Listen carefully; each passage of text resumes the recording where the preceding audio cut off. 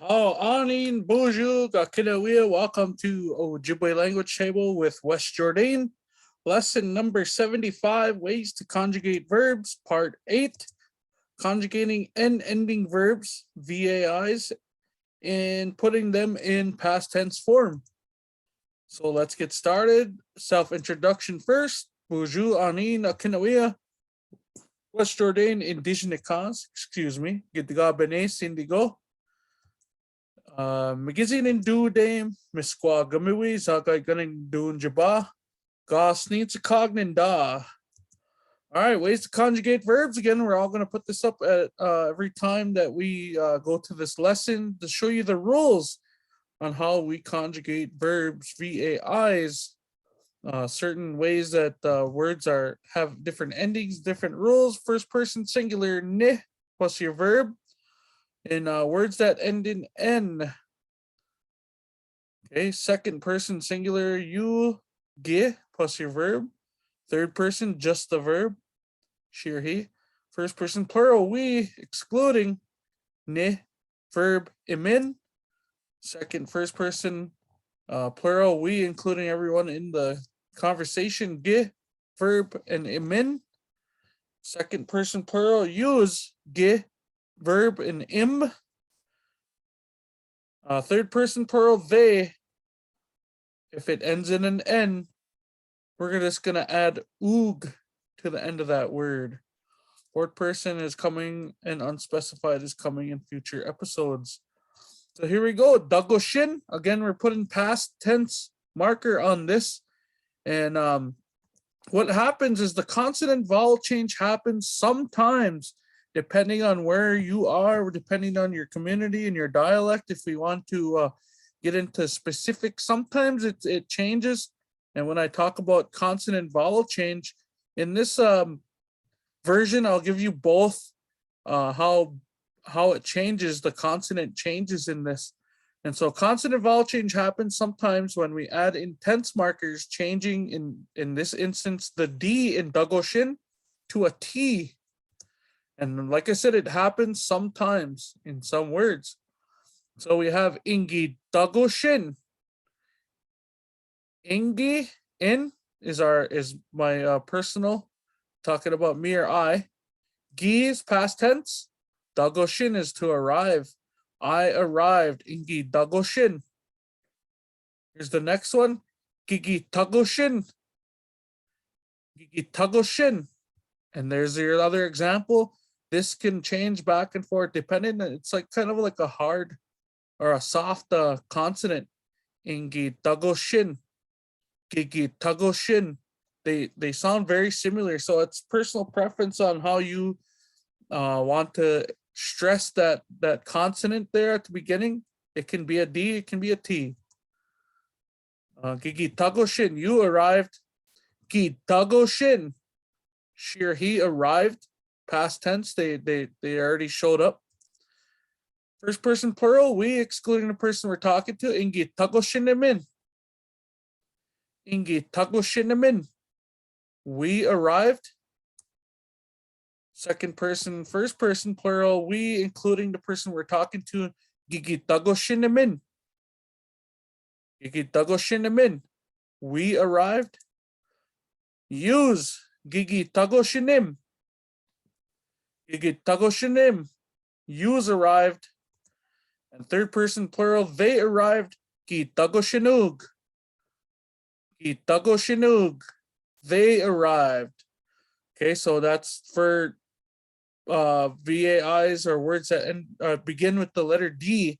Sometimes in different communities, it changes to a T when we add the tense marker gi or we.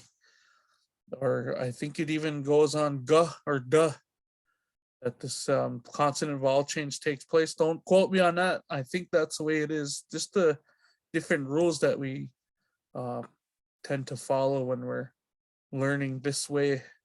So here's our next one. Jingishin. She or he lies down or goes to bed. Consonant vowel change happens when we add in tense markers, changing the ZH in Jingishin to SH, making the sh sound. So it goes from j to sh. just a slight variation in sound, and this can be found in the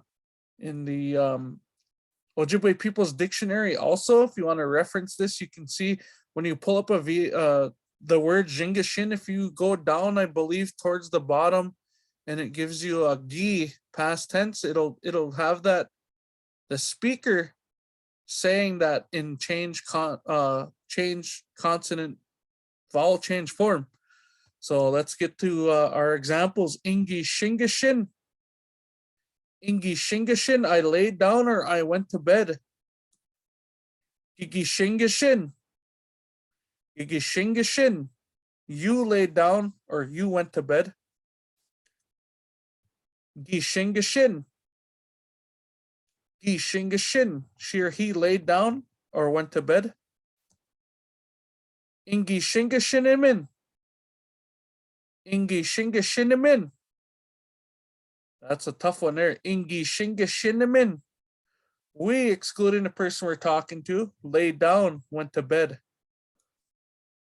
Gigi shingashinimin. Gigi shingashinimin. We, including the person we're talking to, laid down or went to bed. Gigi shingashinim. Gigi shingashinim. Yous laid down or you all went to bed. And our last one, plural, they. Gi shingashinug. Gi shingashinug. They laid down or they went to bed. And our last example here, we have the word bungashin. She or he falls. Again, consonant vowel change happens when we add tense markers, changing that letter B in bungashin to a P, sounding like pungashin. They sound the same, bungashin, pungashin. We add our tense, gi or we, to this, and that consonant vowel change takes place. Actually, it's not consonant vowel change, it's initial consonant change. I'm sorry. I'll have to reword that. I must have been flying through that. So consonant vowel change. I meant initial consonant change.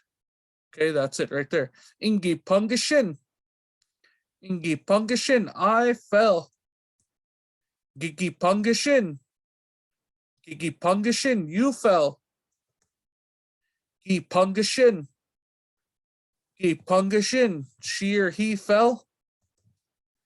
Ingi pungashinamin. Ingi pungashinamin. We, excluding the person we're talking to, fell. Gigi pungashinamin. Gigi pungashinamin. We, including the person we're talking to, fell. Gigi pungashinim. Gigi pungashinim. Yous fell. Pungashinug. Pungashinug. They fell. Again, that's initial consonant change, not vowel. This should be say initial consonant change at the beginning of this, and I will correct this in my notes. Initial consonant change happens when we add in tense markers, changing the B to a P. So just remember those small little things there, nothing major. If you say any of these to a first language speaker, a fluent speaker, they're gonna know, even if you use B or if you use P, or if you go back to this one, if you use a ZH or if you use a SH, they're gonna know what you're talking about anyway. So a D to a T, and that'll certainly be recognized and noticed by a first language speaker. So with that, miigwech bisindawiyeg. Minawa miigwechki kanawaban dameg. Thank you guys for listening, and thank you guys for watching, and gals. Gigawab minanim minawa. I will see yous again. Aha, ayang guamasiok.